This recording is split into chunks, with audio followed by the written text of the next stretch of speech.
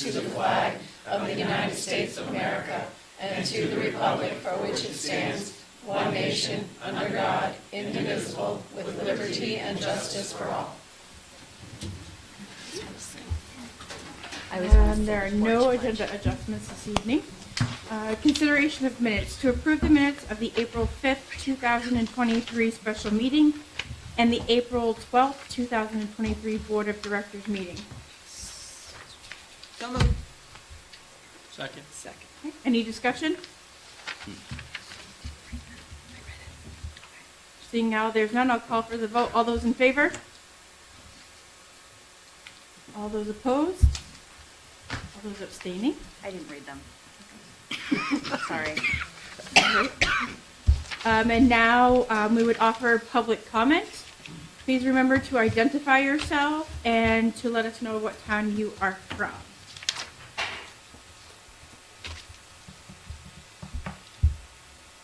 Now there's none. Any petitions or communications? Superintendent's report. Okay. So I had put in there, because I had been emailing you along telling you all that Healthy Androscoggin was recognizing the district for the award of the Will Barnett Award, and it was all the work done with the tobacco-free and vaping education, and so we'll be attending their annual meeting to receive the award, so I told you that. And then talk to you about continuing our meetings with the towns around the budget. You saw a lot about the Readers Theater, talked about we're working on the policies we're working on around our negotiations, and working with administrators around their PEPG work. Thank you. You're welcome. We'll skip right down to the administrator's report. Justin and Michaela. Michaela feeling sold. It's just going to be me this evening, so hello everyone. Hello. No, Gina, am I using this? If it works. Okay. It better work too. It works. Okay, so for Libby Tozier, I've just done some highlights of each school that have been happening. A lot going on this time of year, especially after April break. It just seems like we have a lot of exciting things coming up, so there will definitely be more to share. So I want to do a big shout out to Becky D'Alessandro for this awesome We Are All Readers poster board that we have, bulletin board. And what's really fun about this is that it's ever changing with what the teachers are reading. And then we also had National Pet Day, where they all posted pictures of their pets, and it's really cute. As the kids come in the morning, they run over and point to their teacher and talk amongst friends about the different changes on the bulletin board. It's just a great community feel coming right in, and having the teachers' interest as well. For some of our kindergartening work, playing with letters and Play-Doh. Lots of fun there, and some of the group work that they're doing. They also did the Kind and Kindergartner, where one student was showing how they share their toys. So a really cute activity by the K teachers. They're also going into their how-to units. And one teacher in particular has a lot of allergies within their classroom, so they're doing how to do plants. And it's a really nice twist onto the how-to curriculum. We have some social emotional learning by our guidance counselor, Tony Green, where he uses Kelso's Choice. And that's a conflict management curriculum, and they're role-playing amongst peers, different conflicts, and how to take the high road and preserve those friendships. So it was really cute watching the kids role-play and get into character, and it was really age-appropriate. It was very nice, and Tony does a really great job, so shout out to him. At Carrie Ricker School, we had the Carol String Band come to our 3rd and 4th graders as well. They put on a wonderful performance as part of our March assembly. So it was the week after our last presentation, so I just wanted to put in some March highlights for that last week with our Read Across America as well. Dressed like a character day. We couldn't leave Miss Begani out as her thing one, bottom right. So a lot of fun that happened that last week in March. We also had CMP come, and they put on a Safety City presentation for all of our students. I also linked within the presentation to go to that website. It was really wonderful. It was age appropriate. Students got to see what happened when there was a possibility of an electrical current and how it affects in different places based on whether you're in your car or you're on the ground. And they actually got to see the spark where they had a little pedal that connected, and so it looked very real to them when it was just kind of like a little play thing. But it was really great. Students were engaged. They got to go by class to watch that presentation. It was really great. So thank you, CMP, for doing that for our school at Carey Ricker. And lastly, we had math night. So shout out to Deb Whittam, who put on our math night. We had a wonderful turnout. Lots of parents, students showed up, siblings. They were able to get tokens for participating in each activity, and at the end buy either balloons, little prizes at the end, and also win some prizes with guessing. So it was a wonderful turnout, and that is for Carey Ricker and Libby Tosher. Does anyone have any questions? Thank you. Taylor? Amy, Jenny, Actually, you get me tonight for SPS. and Kathy. All right, so I think Annie's been showing some of our SAMI. So one of our positive behavior supports that we have is we have some raccoon tickets that students can earn in their classrooms, in the school, and we celebrate them in multiple different ways. So sometimes our teachers do some incentives in their own classrooms and have their own prize box and things. We also, during our community meetings, give prizes for students. So we kind of shake up the big bin that we have of all the names. And when at the end of the tube, we also do a big celebration. So we celebrate that way, but we also have some special diners that come every month and have lunch with Annie. So you can see those are our April winners. It is always amazing to me to see the artwork that is displayed in our halls. Jessica Lopes does a fabulous job of getting beautiful artwork all the time. So you can kind of see these cats actually look kind of like a Pete the Cat, and students were working on some mixed media. So that was our April highlight, and you can't really see it because of the Zoom, but you can see some shaving cream dyed Easter eggs that students were kind of, again, using different textures. Always interesting to see our first and second graders getting messy during art. And our second graders have been working on a nonfiction unit. A lot of them have been writing about animals, and it's only fitting that they did some bunnies and learning about that during our Easter season. So you can see Mrs. DCO's class dressed as Easter bunnies, and they're decked out for Easter and finishing their writing unit. We had our first grade concert. As you can see, it was a packed house, but you only see one portion of the room. You can't see all of the adults to the right of me, and that's why we came in very fast at the last board meeting. Our first graders did a fabulous job. It's called Swamped, even more so that the props on the top of their heads started coming down during the concert, and they kept on singing or telling their lines. So they were super cute, and lots of laughter and clapping after too. Mrs. Libby's class in her essentials is working on a mid-unit presentation. So just as much as we try to celebrate at the end of units, this is an opportunity that we were celebrating the writing process. Students were actually practicing because they're going to have an author's tea with their families. So students were getting used to how do you give compliments, how do you ask questions, and how do you edit work that ends up being published. So kudos to Miss Libby. Our family math night was their event last night. We had everyone sign in on a little Post-it note, and as you can see on the bottom, and they did a 10 frame. We had over 200 people attend yesterday. The theme was about measurement. So it was from estimating to measuring to creating slime, and I will say no one left unslimed. So everyone was nice and sticky by the end, but they had a lot of fun. It was really nice to see. We had teachers there. We even had some Oak Hill high school volunteers there as well. It was just a packed house. It was really a nice math event. Thanks to Brandy Munzie, our math coach, for helping support that. Before I move on, I don't have a slide. Oops, sorry. I'm showing all of yours. Just kidding. I was just going the same direction. Either button goes both ways. So just to kind of, there's no slides because it hasn't come back yet, but we're gearing up for things in May. We have some really nice family events. We are starting to practice some transitional things with our second graders going into third grade.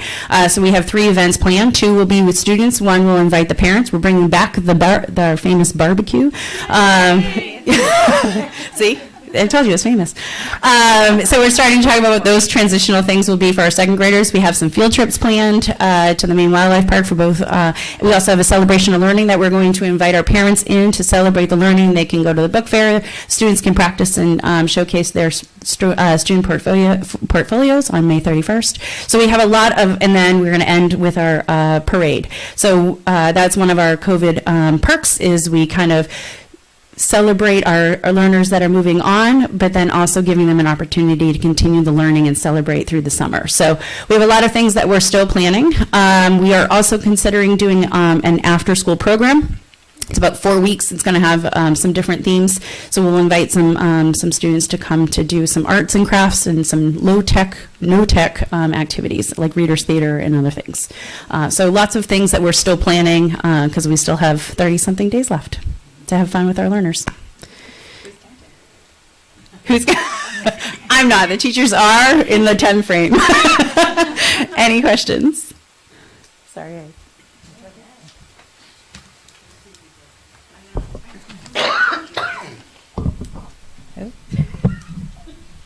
I don't know how to work it. It's not working. Oh, there it goes. Hi, everyone. So I'm going to start off with professional development. So a focus of our PD this year has been to design a tiered behavior approach to implement positive behavior intervention systems. So PBIS, we've talked about that some this year. Creating a positive feedback system to support shaping the behaviors of students to be respectful, responsible, and safe. And in collaboration with staff, students, and families, we've aligned a clear school-wide set of expectations that are consistent in all school settings, going from hallways, classrooms, bathrooms, playground, lunchroom. Our next step in the process is to develop, in addition to specific praise, an array of strategies for encouraging and acknowledging any expected social, behavioral, and emotional skills school-wide. Next slide. Oh, see? So teaching and learning experiences continue at Oak Hill Middle School with students hard at work, and we have several samples of different grade level work up there. In 5th grade, students are learning all about Sebattis and its surrounding areas, getting hands-on experiences with real artifacts, and had even had the chance to meet and interview some locals who shared amazing stories. In math class, the students have discovered that the clock can actually be used as a tool to study fractions, specifically adding fractions with common and uncommon denominators. In health class, the 5th graders are learning where their food comes from and tracking what is in their lunches back to where it originated from. In art, our 6th grade students are learning all about perspective while creating reverse perspective art, and that's in the upper left-hand picture. Reading students are learning strategies to read and comprehend nonfiction tests while honing in on their skills. Our 7th grade science students, you can see in the picture on the right, are learning about the different body systems and creating poster diagrams to show what they know. In 7th grade, reading learners have finished a historical fiction unit focused on stories from the Vietnam War. In 8th grade, our students are learning all about the Holocaust, and the unit includes looking at a timeline, analyzing pieces of the time period by looking at big world events, and you can see them all sitting in the circle on the floor there. And they're taking a closer look at the testimony of survivors. The knowledge gained will launch into constructing argumentative and persuasive essays. And for culture, the Climate and Culture Committee kicked off April vacation with our first annual whole school spring fling assembly. Staff and students came together for an afternoon full of events. Engagement was at its peak as grade levels competed for the Spirit Stick. The events range from relay races, Jell-O and pie eating contests to good old-fashioned tug-of-war brackets. Fun was had by all, as there's already talk of what's going to happen for next year's events. I might add that although the 8th grade students did win the most points, and we're very excited to walk away with the Spirit Stick, Mr. Redstone took the show by holding up the Spirit Stick for all the 8th graders. You can see that in that bottom right picture. This event is a perfect example of how the daily climate in the building continues to improve as we foster relationships, set clear expectations, and remain consistent school-wide in all that we do. Consistent with SPS's daily things, we are looking forward to showcasing a day in the life of an Oak Hill Middle School student. On May 11th, families are invited into the building from 5 to 7 to follow their student's schedule and be a part of the greater work we are doing at Oak Hill Middle School. Any questions? Yeah, I've heard that the behavioral issues at the middle school have come way down. And, you know, I know the culture and stuff like that you guys have been working hard on, and I've heard a lot of good things about that. Is there any way that we can get a comparison from last year to this year, maybe at your next presentation? We already thought about Oh, that. okay, Yes. Because Great. we switched programs, we don't Right, have yeah. monthly data, but we do have end-of-year data from last year, so we figured next Okay. would be a good time to show you year-to-year how Yeah, it but looks. I have heard a lot of good things going on at the middle school. Thank you. I heard for all April vacation of how the 7th graders didn't win, but and all of the reasons, the statistical reasons behind that. You know, they had some stronger kids and more boys or whatever. It was a close competition. It was close. Next year will be their 8th grade. Yeah, and so that's what we said. But just all of the work that goes in at the primary and elementary school levels of parent involvement. You know, we would go a lot to math nights and all of these things, and seemed like every month with 2 kids in the district, and then it just stops. Like middle school just stops, and there's nothing. Is there any, I heard you say you have a parent night kind of coming up. Is there anything like on the regular that you're thinking of implementing, or just to keep that going, or is it not needed at middle school? Is that some feedback you've received, or? I think it's always needed. We're working on it and we're open to suggestions. So, I picked up my granddaughter on the day that we did that, and the smiles of the kids waiting for parent pickup were, I'm like, looks like you had a good day. And she's like, it was amazing. She had so much fun. And yes, she talked about, I'm a 7th grader, but 8th grade won, and it's because they're older. well, the 8th graders are already talking about they want to come back down to watch it next year to make sure, you know. Well, next year there'll be a little fish in a big pond. So they want to come back. Yeah. And the request for an anchor in the rope is a thing, like a loop, so you can be the anchor. Strategy. It's Yeah. good. It's good. Thank you. Thank you. Marco?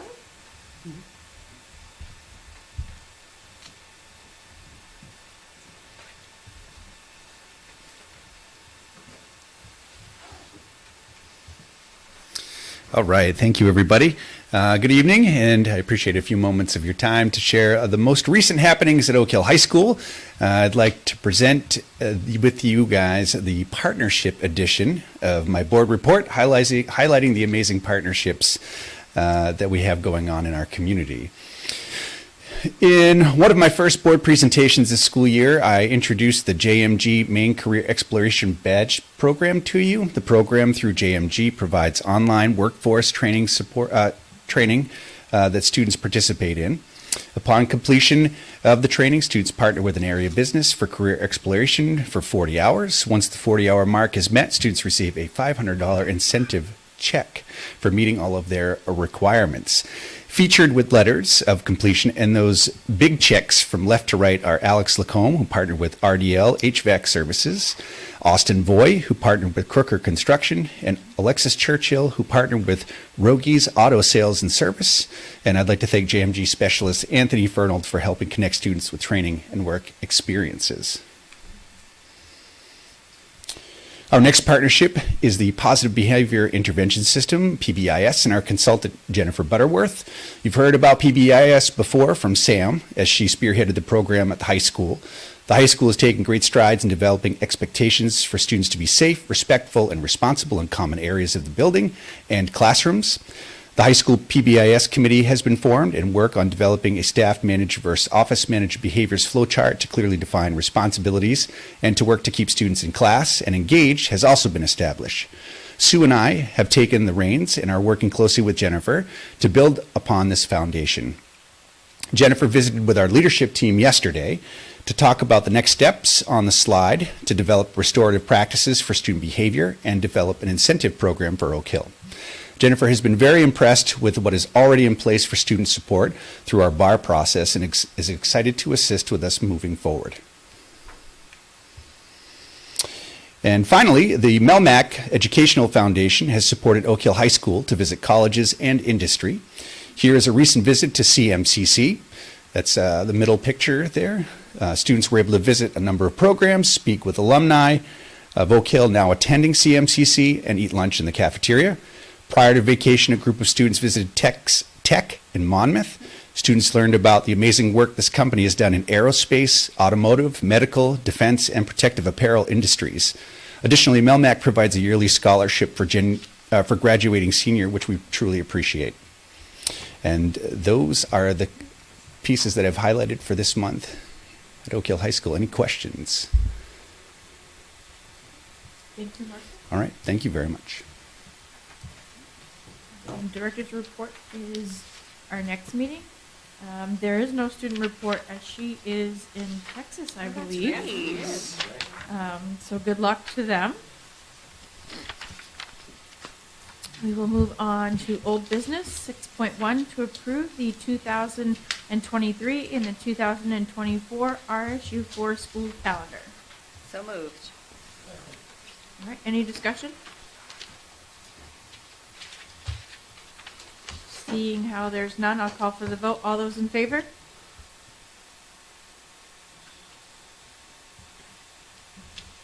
All is not? Everybody had their hand? All right, motion passes, sorry. All right, we will move on to new business, 7.1. Special recognition to Hannah Dietrich for her outstanding work with the Community Cares Backpack Food Program. Hannah, come on up. That's a big job.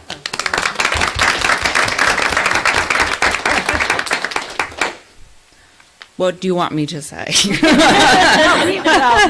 We want to recognize, we know that, you know, it was a lot of hard work to get it off the ground, and you really worked diligently, and every barrier you worked with us to overcome and do it. It's made a huge impact. So we just want to make sure you know how much we appreciate all that you've done. Thank you. And we didn't know if you wanted to share anything about, you know, how you're feeling about the success of the year. Good. I mean, right now we serve 71 students total in the district, which is about, I believe Kathy told me, 37 families. Every Thursday morning, we're at Walestown office with Sharon, and we're packing 70 bags every Thursday. Yeah. I go pick up the order at Good Shepherd, usually Wednesdays, myself or one of the volunteers, and then we distribute them Friday mornings. And we also have the Community Resource Fair coming up, which is a huge fundraiser for the backpack program, and that's going to include about 45 organizations statewide, everything from recovery services, senior services, like 4 different VA services are coming from Togus, kids services, foster, a family for me. So those are all, you know, we're just trying to do our best to give back to not just the kids, but the community itself. And when is the community? It's this Sunday, 11 to 3. And we'll have face painting and food trucks, and we're actually working on a big community art project. Hopefully we can put up in either maybe one of the schools or a town office. And there's like a lot of raffle prizes, about like $2,000 worth of raffle prizes. Wow. So we hope to see everybody there. And where? At the middle school, It's at the middle yes. school, no, And that's- we also received a donation of 6 pallets of books, brand new books, which we're working with Becky D'Alessandro to make sure every kid in our district gets a book.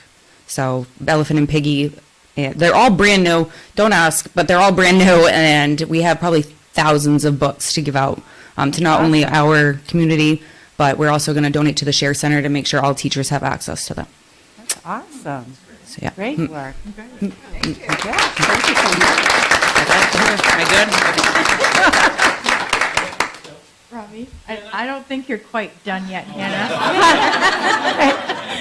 Okay, I'm back. I know you're sponsoring 70 backpacks. Yep. But could you sponsor more if you had more Yes. resources? Yep. We actually. So more need. There's definitely more need. It's up to the parent to sign up their child, and that can be, it can be a struggle. And then at the middle school, we're actually having problems with kids not taking the bags because kids are bullies and kids are pointing out people. So we actually switched to lunch boxes at the middle school to make it much more discreet. And we're actually also working on creating a QR code for the middle school kids so they can actually order their own lunches or their own food for the weekend, just to give them a little bit of independency, we're just building that resiliency in them. So, but there's always more need. We just received a grant from T-Mobile, actually a $5,000 grant that one of my friends from high school submitted for us, and they're giving us that money. They're helping with the fair, and so we're working. Like Christy's on the board, and then we also have Lindsay Gannon, who's at Healthy Androscoggin, which is also where I work. We also have an accountant who's in the district, and Sharon's on our board. So we all have really good resources to bring together what we need to get done. So, yeah. Yeah. Anything else? I think you're done. Okay. Sorry. Thank you. No, thank you. 7.2, presentation of a community garden project, by Kelly Gilzo. Did I say that right? You did. Gilzo Stoll. So when I have 15, should I start them here? Yes.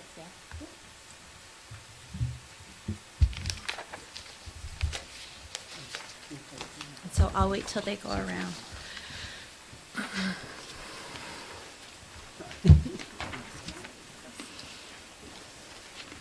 guys gonna have pigs this year? We are. Yeah. Well, as Mr. Stoll says that now. So baseball hasn't quite started. So give them a couple more weeks. It might change. So I'm doing a lot of work in the shed over there. Yes. Yes.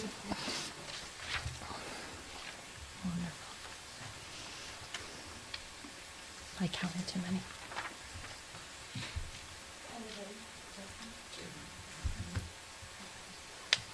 Okay. Now that everybody has a copy, I wanted to say thank you to the RSU4 School Board and our tri-community members for having me tonight. I'm pleased to be sharing with you the growing details of this community garden project. Some of you already may know me as a previous Sabattis Elementary School student or as Caleb or Matasia's mom. Others may recognize my voice as a local fitness instructor. For those of you that do not know me, I would like to take just a moment to introduce myself and my connection to the RSU4 district. My name is Kelly Gilzo Stoll. I grew up on the corner of Long Beach and High Street in Sabattis. I'm a 1998 Pine Tree League softball Sabattis Chieftain champion and an 8th grade graduate of Sabattis Elementary School. In 2001, Oak Hill High School alumni, a parent of a 2019 alumni, a mother of a high school junior, and a wife to a 2-season Oak Hill athletic varsity coach. I'm a previous RSU4 substitute teacher, Oak Hill athletic administrative assistant, and Oak Hill High School, Oak Hill adult education employee. I currently serve as a volunteer community liaison between two primary stakeholders, the town of Sabattis and our district, RSU4. The time spent and the work completed are part of my graduate studies. I'm working to obtain my master's degree in adult and higher ed at USM. This GROW community garden project is a result of learning through service, a field study that was intended as a community member change initiative that started back in August of 2022. The mission of the GROW is to be utilized as an outdoor classroom for community members, staff, and students to gather, learn, and share. a safe place that not only yields a harvest, that grows empathy, compassion, and sustainability for our district. Page 2, or slide 2. Okay, so this is hard. I should have sent it as a PowerPoint. I didn't even think of that. So thank you. So last semester's Learning Through Service field studies concluded with the results of a community needs assessment being shared among our tri-community municipalities and our RSU4 district administration. The town of Sabattis heard the community members' concerns, and the Grow Community Garden Project will serve as an actionable plan to increase engagement and usage of their parks, which are not really parks, but yet land, right? These efforts will fuel the revitalization of downtown Sabattis. The RSU4 district, as a primary stakeholder in this GROW, provided a matter of understanding for a lease and usage of the land. Working with the RSU4 administrative team, I will work to deliver a nature-based educational opportunity for staff and students of Sabattis Primary School. A public forum was held on January 31st at the Sabattis Town Hall for residents, community partners, and tri-community district residents. All were invited to join me for the night. Go down to page number 3. There it is. And so out of that public forum, we have developed this GROW, a catalyst for community development and empowerment. We're setting out to produce more than just a yield from a harvest, but fuel the growth of empathy and compassion within the chain link fence that will surround our lot to grow. Community partners will help facilitate the conversations surrounding design, development, and implementation of the garden as steering committee members conversate about how to reach our most vulnerable community members, how to adequately provide for elders, address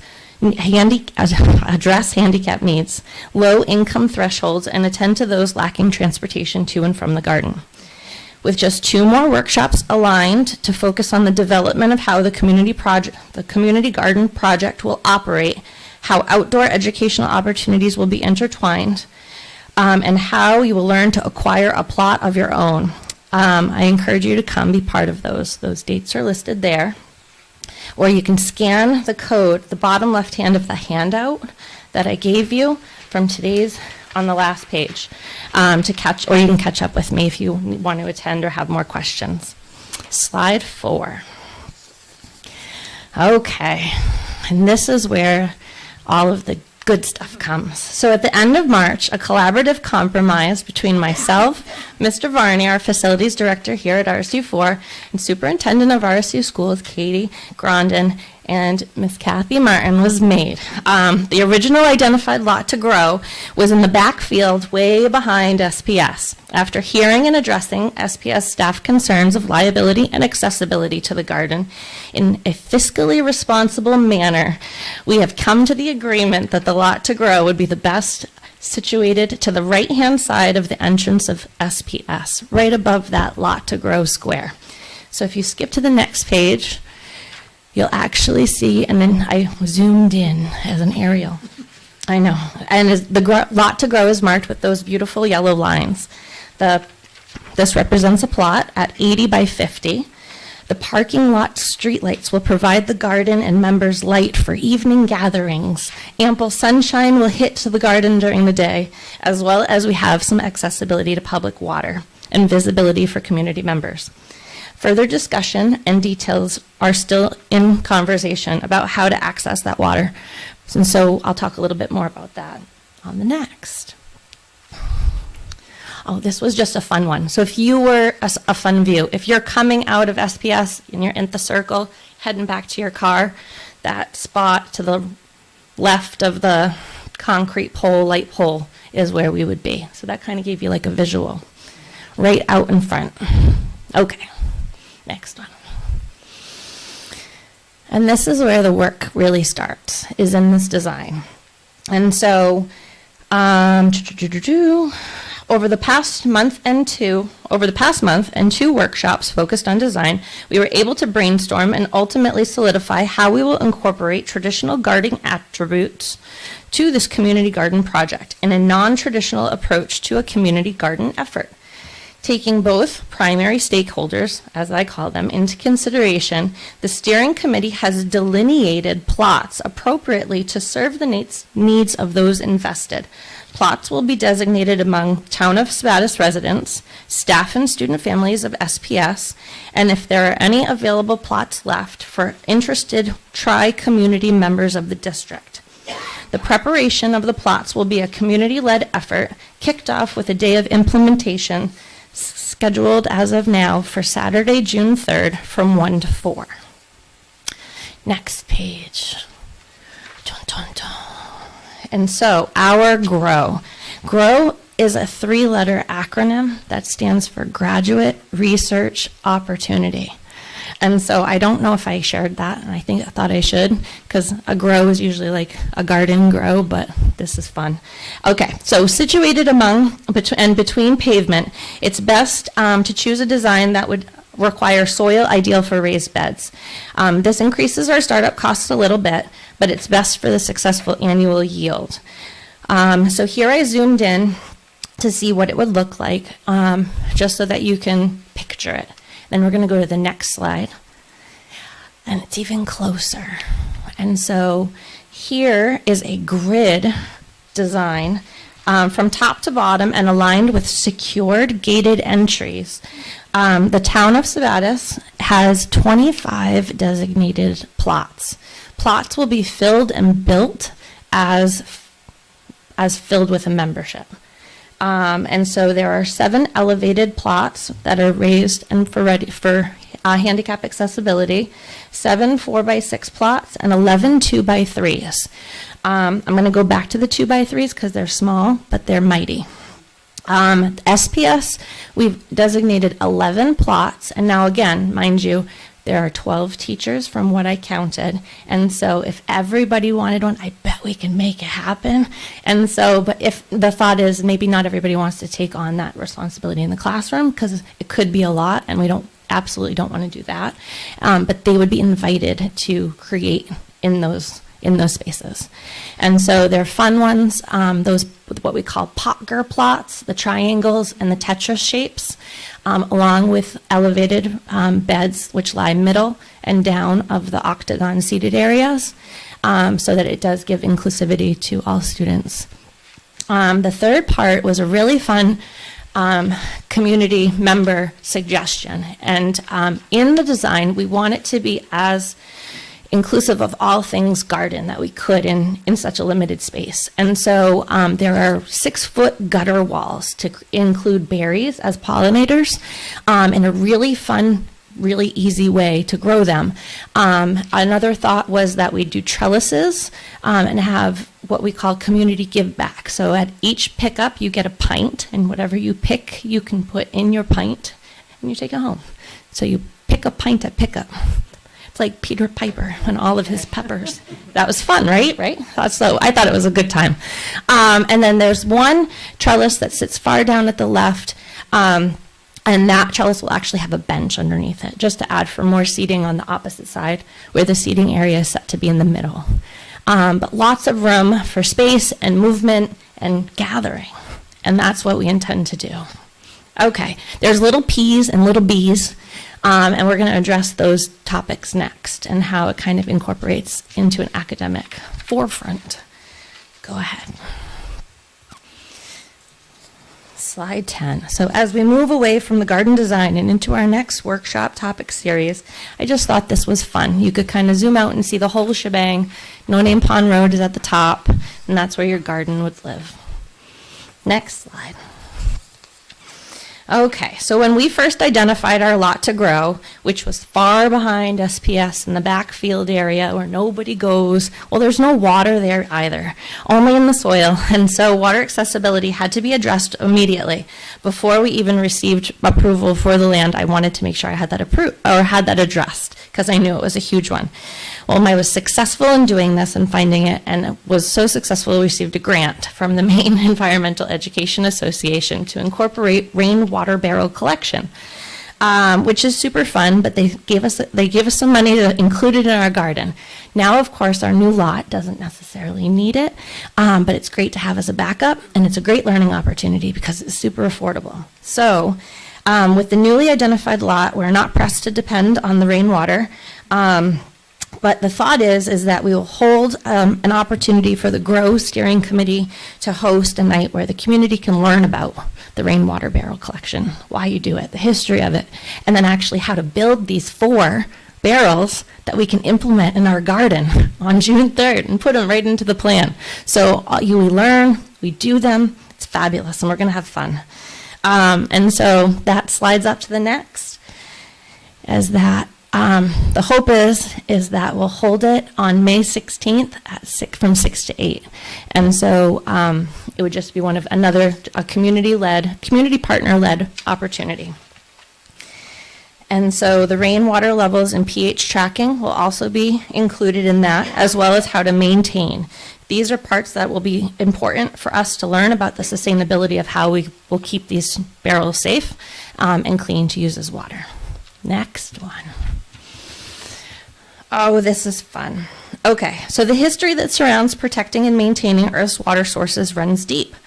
As a yield of the GROW, family literacy is incorporated into my learning through service work as an opportunity for us to gather with the chain link fencing that I spoke of earlier, because it's costing us a lot of time and resources, is that I will hold a reading of We Are Water Protectors to explore the cultural connection and share Indigenous insight of the importance of having viable water sources for survival. A date and time will be shared as soon as confirmed with our community partner, as copies of the book will be provided to all registrants at no cost. There is a We Are the Water Protectors pledge that will be presented to those who are interested in taking. And almost our last slide, friends, is that this community conversation, the community inquiry that surrounds the garden sustainability, is a key component of this presentation. This year's annual GROW Community Garden membership will run April to March. It will look slightly different, as this project remains part of an actual graduate research opportunity until the completion of my degree in December of 2024. My contributions with GROW will serve as I will be able to serve as the community garden coordinator. I will continue shadowing with the Town of Sabatis Town Manager, Dr. Timothy Kane, as a volunteer community liaison, focusing on refueling revitalization through the community. And I have requested that my internship of 10 hours per week be completed with Oak Hill Adult and Community Education's Director, Jim Palmer.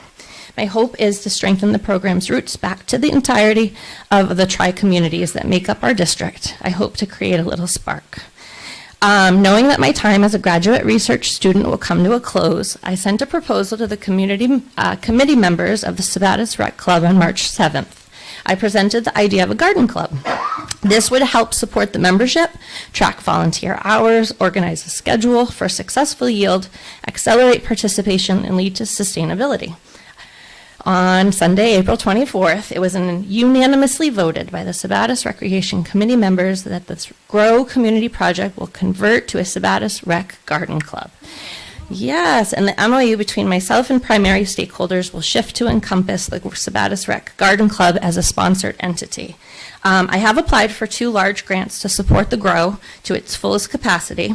If, of course, those are awarded, these conversations of moving and converting to a garden club would happen much sooner, as the rec club would hold fiscal sponsorship of those grants. And I think the last slide, I wanted to talk about our community partners. This isn't something that I just said, hey, I'm going to start a community garden. I don't really know what I'm doing. Because as Mr. English pointed out, we grow bacon in our backyard. We don't grow a garden. We're really awful at it. And so community partners, just like Hannah said, you can do great things alone, but you can do greater things together. And so these community partners I've worked with for over 3 years, beginning at Lewiston High School in the 21st Century program. I was their program and site coordinator for Lewiston High School. St. Mary's Nutrition is huge. They're coming over not necessarily as an overseer of our garden, but as a catalyst for support and consult. Retreat Us is an organization that does essentially the same thing, but more of an orchard side. So our berries, Shelley is amazing, and they have opportunities, again, for classrooms to have resources. We have just met our master gardener from the 4-H UMaine Cooperative Extension, Terry Sherman, which is wonderful. And so we are excited to bring them on. And then, of course, the Maine Environmental Education Association and Anna Somo, who is the educational director there.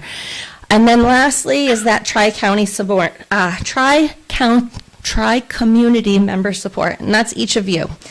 And I'm supposed to give you a winky eye. It says it in my note. So, as I know, I'm like, you gotta believe. But so as previously stated, on Monday, April 24th, we did wrap up our design elements of the Lot to Grow. You can go to the next slide, Norma Jean. I didn't give you a slide. Yes. And so we have just 2 left. They move into development. So those next pieces of, okay, you got the garden, you've got the design, how are we actually going to make it all happen? And how is everybody in the community going to get along? Because that's really important too. And so all of these pieces, pricing, planting guidelines, garden rules, signage, they'll be deliberated on during the next workshop series. And we'll begin to receive applications for plot members. We've been invited to the farmers market on May 7th for opening day, so thank you for that, to be able to share our information, and hopefully those applications will be completed and ready for distribution. But I invite you all, come. We're at Oak Hill High School from 5:30 to 7 on those Monday nights, and then of course come out for the grand day, which we plan, as I stated, as for Saturday, June 3rd. We've got to get that fence up first, and so that's it. From me, do you have any questions? I have 2 questions. Yes. Normally you think about community gardens in major metropolitan areas. We're very rural here. Most people that are interested in gardening have their own little backyard gardens. So Yeah. I think this is going to be a success, but in the off chance that people lose interest over the next few years, will you be setting aside funds to put the grounds back to its original state? Absolutely. That's a great question. That was brought up at the Sabatis Rec meeting, because essentially that would be the sustainability plan, right? And so with the grant funds, we're able to put aside our startup costs, because this year will be at no cost to any of the community members who are designated plots. So I will match those funds, and I think we said $1,500 to keep in the account at all times to be able to just do that. If they can't find me, because I think that was it. They're like, we'll just find you. So, perfect. Yes.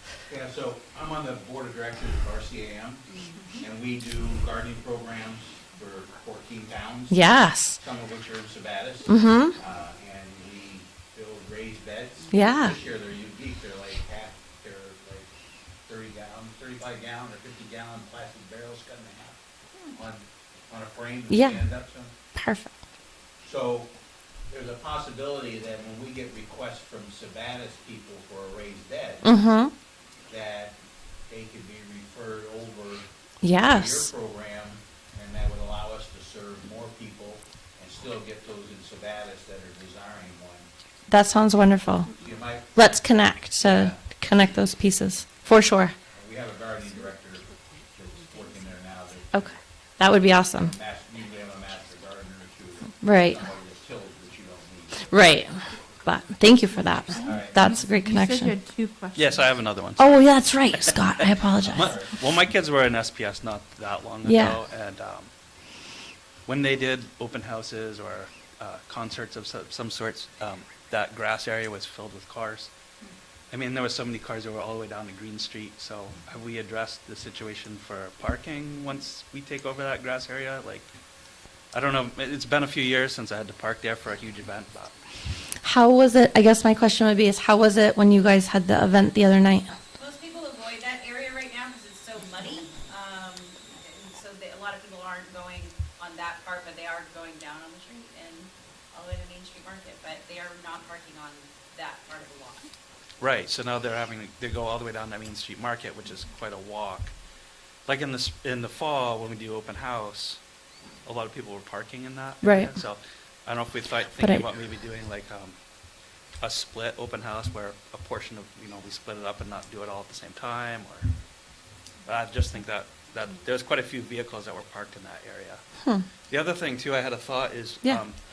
if it was actually done in the back of the school, I mean, the river's there, you could pump water. That's what our intention was to do, we were going to have Mr. Yoder, who's one of our Amish neighbors, come and show us how to do that. He does that from our front yard in the ditch. And so that was our intent. We'd have a primary barrel, but really, and then the water barrels as additional support. But really the concern was as accessibility and liabilities of how our community members going to get from that back parking lot across the playground, across and then into the field, which is even more muddy than ever could imagine, but then get to that area. So if you were to look out, there's the baseball field, backstop, and the yellow pole. We were that far. And I think once we walked the land, we were measuring out, and if we were to put in chain link fence, we were over like 400 feet of fence that we would have to be able to access a path wide enough. It was a little excessive. Even I fought. I think I fought a good fight. But so I understand. But it doesn't make sense. My feedback would be is that the land that was used for parking should have never been used for parking. If I was the facilities director, I would have been an unhappy man. But I guess you got to do what you got to do. And so I don't know how they'll respond to attendance or whatnot, but that's yeah. I think Two Skies, in the past, we never let our parents like park all the way around, but since we've changed our dismissal times of like going all the way around, we have parking that goes all around the building, so we do have a lot more spots for bigger events such as that. Like our concert we did at the middle school, so we're trying to adjust that way. But open house, because we're allowing the parents to park all the way around, we're not having to park on the lawn. Cool. Yeah. I was just had two things. Is any of the workshops incorporated in the adult ed to help that? They're not. They were intended to be separate because I am doing this as a graduate research project. I'm not working directly with the school to promote it at all. It was a decision and a request as a community member to say, hey, I want to do this. The information that's shared with the community is supposed to be on my own and are my best efforts to do that. And so this is one of those efforts, is to get that word out a little bit more. But the pull and the draw to the adult ed is not part of it, because it's really important to keep the line separate a little bit right now. And then we can share the space as it grows, and share opportunities that can be. So like, for example, that rainwater barrel, because we need to make them, it's a great opportunity to extend it out as an enrichment or a learning extension. And that's exactly how we want how I want and intend to use our community partners. And that's where we would pull in adult ed to say, hey, now we have this great thing, let's offer this to the community. And then the registrations come in that way. And then with like the town of Sabatis, I know they have that huge field area, and there's a few kind of maybe spots. Why Sabatis Primary School? I have a love for the space, and so I envision a grand vision in the backfield of a space where a perimeter walk and an orchard and bigger growth. Right now, it makes sense to be in the front and step in small, and then see where it goes. I am in vote for that school to be moved and elevated, and the students and the communities to grow. And I think that building can do better things. And I'm not saying that you're not doing great things in it, because that's not what I'm saying. But there's other things that would be wonderful in it. And so I'm slightly tied to it in a way, maybe one day. But for right now, I would love to bring this to that space. And then my last question, not to spend forever on this, is there any concern, because if you have like 12 plots that teachers are responsible for? Is there any concern after June from July, Yeah. August, September? So we wouldn't build the plots that are not committed. So I'm not going to go in and build out 12 plots if we only have 6 teachers who are. I would plant and we would choose the plots that would make the most sense to build right away and designate them that way, because literally on implementation day, we're going to be breaking ground. It's not that this garden's going to be ready to plant plants in on June 3rd. It's going to be, hey, now we're building it in this space because it takes time. And so there's a little, so I don't know if that answers your question, but it kind of, I forgot what your question was, so remind me. Bring me back. So teachers are So, responsible for these plots. And So then in the summer, Yeah. while they're gone, so they would still, they would have the option to continue to use them year round, or the goal would be is that you'd find a community member to pick up during that season. Hey, we have an open spot available from this to this. And high school volunteer hours. I would love kind of that. thing? Yes. Hi. I need to talk to you, but Maine Ag in the Classroom. Yes, absolutely. There's a $2,000 ag awareness grant that you can apply for by June 30th. Okay. I can help you with that. I'd love that. Yep. And then seeds. Yep, and seeds we have coming actually from Maine Correctionals and some seedlings. So I work in Augusta and I work in correctionals because education, I offer equal opportunity education. And so they'll be coming from Goodwill Hinckley, which is wonderful. So some of them will. And then we're going to be renting greenhouse space to be able to, at Early Farms, right up the road. That's part of my research on how to make these 2x3 plots, which are small, yield annually. And so that's part of that research. That's not included here because I didn't think that it was pertinent to tonight's, but yes. And if you need other seeds. I love that. Cool. Perfect. Thank you. So Kelly, Yes. do the people that get the plots get to decide what plants they put in them? Yeah, so it'll be a square foot garden format. And so it'll end up being companion planting. They'll be able to go in essentially to a greenhouse and say, I want to pick this, this, this, and this. And during the first rotation, this is what you'll yield. And there might be 6 different things that match well with each other. But it's like pick your plot type sort of adventure. So there's a limit then. There's certain things you can't grow. Yes. And all of those things will be decided in the next 2 meetings. So, yes. So if you're interested and want a plot, or even just want your voice to be heard and say, hey, this works really well, or this doesn't work well, or you just want to come hang out. We're fun. We're a good time. Yes. Anyone else? And I'll just add that, Kelly, we're still working through an MOU around understanding and how we interface and. Yes. And so we're working through that. Yeah. So when we have that, that'll come to the board. Absolutely. And so with that, though, like a liability thing, so. Correct. So that Exactly. will be The garden will be covered for liability as well. So independently from the school. Correct. Yeah. Like Independently from the school, yes. the school department, how we're looking at it right now, and things could change, is we would rent that plot. Yep. For $1. And so Kelly's renting it right now with the transition at one point to go to the Spatus Recreation Club, which we've been voted in Right. for. So right. we're working on what is Kelly's responsibility, what is RSU4's responsibility, and what is the Sabatis, town of Sabatis. So we have a draft and we're still working it out.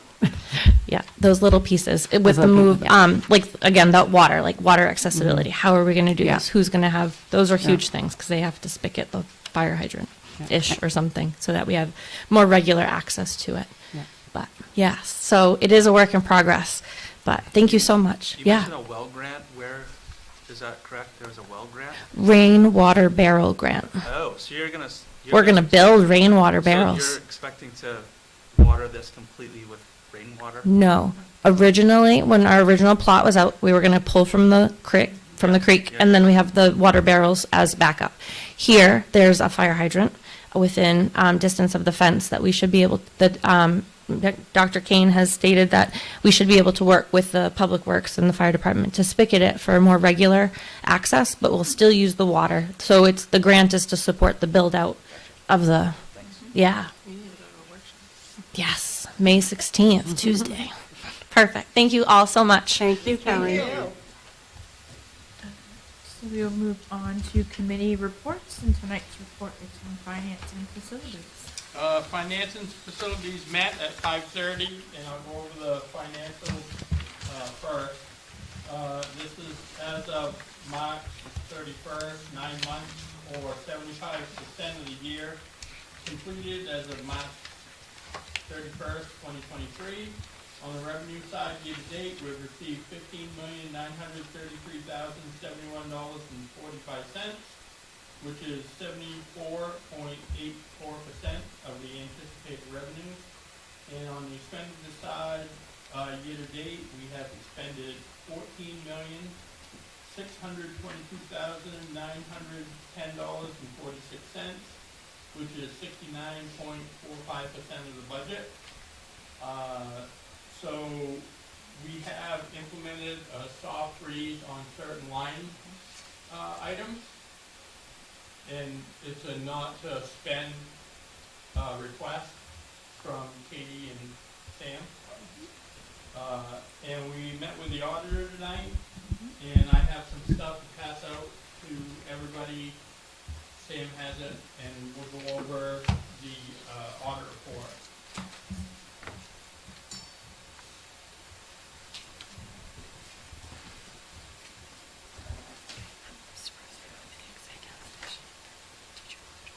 I think we were asking too if anyone's. Yeah, I'm gonna ask him after. Oh, they're too With, oh, with, blocks. if anybody has any other questions. I have something. There's two books, There's 2 bucks.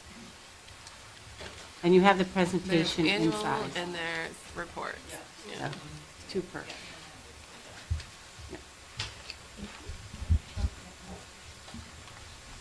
So the audit presentation, on the front page, you'll see is the financial overview and what we have inside. And if you flip over to the inside, the first page, on the inside, you'll see the summary of audit results, financial statement opinion is unmodified, which means it was clean audit.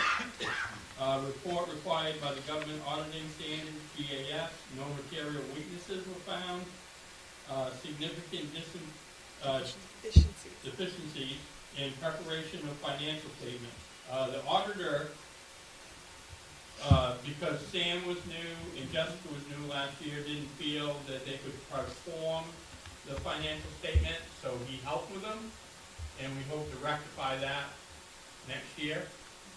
And the segregation of duties, because we're a small office, we don't have enough people looking over, different people looking over the accounts to give us the checks and balances that we need. So, I mean, this is something that we see on every one of our audits every year. So that's just the, and the recommendations, there was errors in the budget posting, and there was a question about the approval over additional pay that we're gonna address at a future meeting. Report required by the uniform guidance, they tested our child nutrition cluster, which is our school lunch program, in the elementary and secondary school emergency relief funds, which are the ESSER funds, and found those. The inaccurate reporting of the child nutrition meal counts was that we were putting out more meals than we were accounting for. So that was because we weren't doing the Point of service. point of service sales with the computer. They were doing it and collecting, so there were errors there that they found, but now we're doing point of service again. So on the next page, you'll see our fund balance lines, and the first column, and if you go down to the color corresponding numbers, you'll see our fund balance for 2022, which was $1,035,343, and in 2021 it was $1,162,716, and it goes on. So then you see in the next column, the fund balance budgetary number. Well, what you have to take out of that number is summer salaries. And that's how we get to the 1,035,000. And then you'll see our school lunch fund balance after that. And on the next page, you'll see the general fund revenues. This is just money that we're taking in over budget amount and actual amount. And you'll see we have, we got a little bit more governmental money, and in other revenues, we got a little bit more in different funds over the years from different things. And it gives you total revenue, and transfer in from other was $100,000, and use of fund balance $300,000, and on the bottom line, total revenues and other financial sources, and that was last year's budget. All right, on the next page, general fund expenditures, same thing. It goes by line. It goes by line item, regular instruction, what we overspent, and we made whole by transferring money up to 5% from each cost center to make those student and staff support and the transportation line. And going on to the next page, general fund revenue distribution. That's the amount that local assessment and intergovernmental funds over the year that we spend. Regional School Unit 4 general fund expenditures, and this is the pie chart of where our money is spent. And you'll see regular instruction is 35% of our budget, special education is 19%, and facilities maintenance is 13%. Those are the big drivers. And yeah, staff and student support is 12%. And the last page, general fund expenditure distribution, and if you look way to the right, it's the state average compared to us. Regular instruction, we're about in the middle.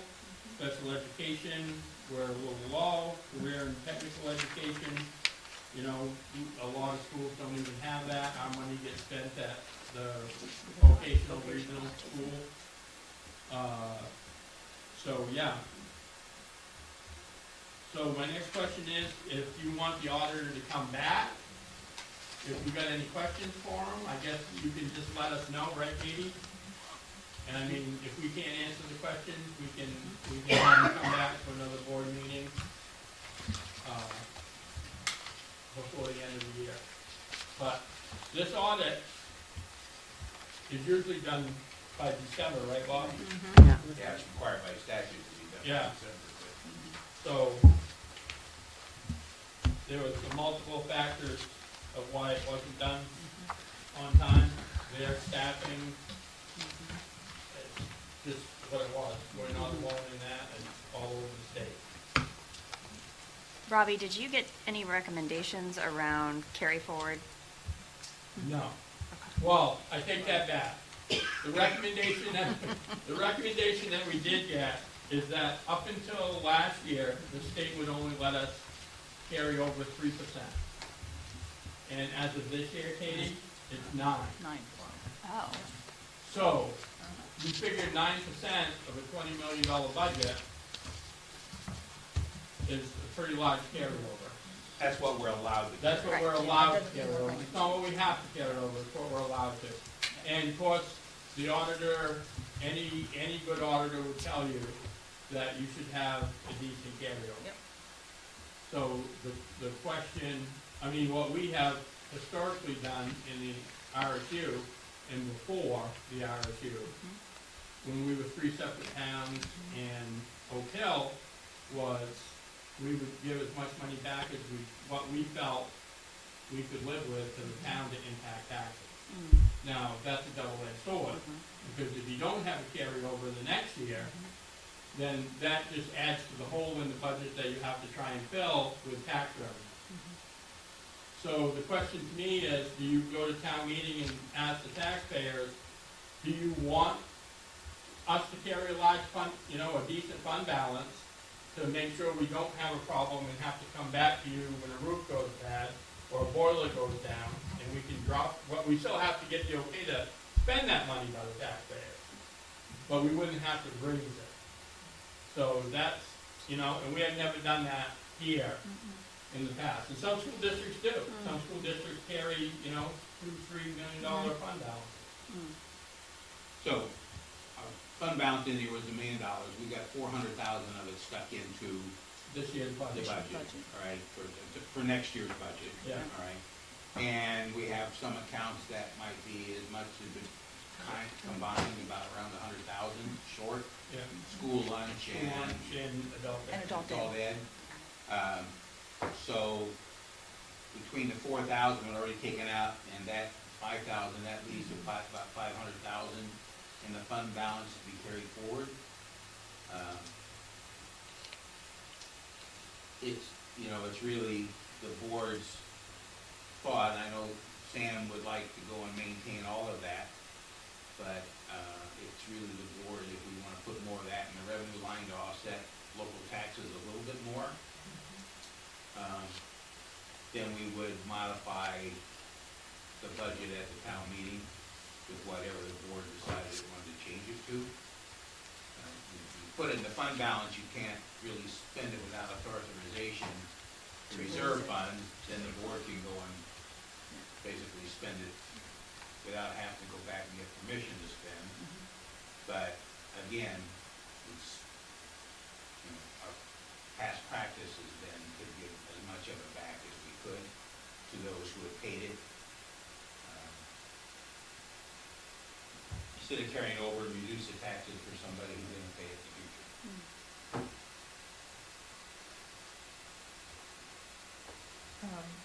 The regular instructions this includes like salaries. Yeah. Yep. I'm just wanting to make sure that the public understands that that percentage is not just Regular books and instruction. supplies. Oh, no. It's salaries and other things are in Yeah. amongst that. Oh, yeah. In all of those, In all of those. Yeah. including the salary. Yeah. Those are the same cost centers we went over. Correct. Yeah. Same Correct. cost center. Just Yep, making sure that it's understood that that's it's good. also includes salary in there. We'll move on to number 9. Are there any board member comments? Laura has a question. Wait, what? With that finance committee, does anyone want the auditor to come back? Or are we good? Yeah, we asked that. Yeah. So what was the answer? I said if they have any questions that we couldn't answer, they could let us know, we could bring them back. Okay. Before the next meeting. Okay, thanks. Yeah. That's it, right? We'll go to number 9. Are there any board member comments? Seeing as there's none and without any objection, I will go ahead and adjourn our meeting this evening at 7:43.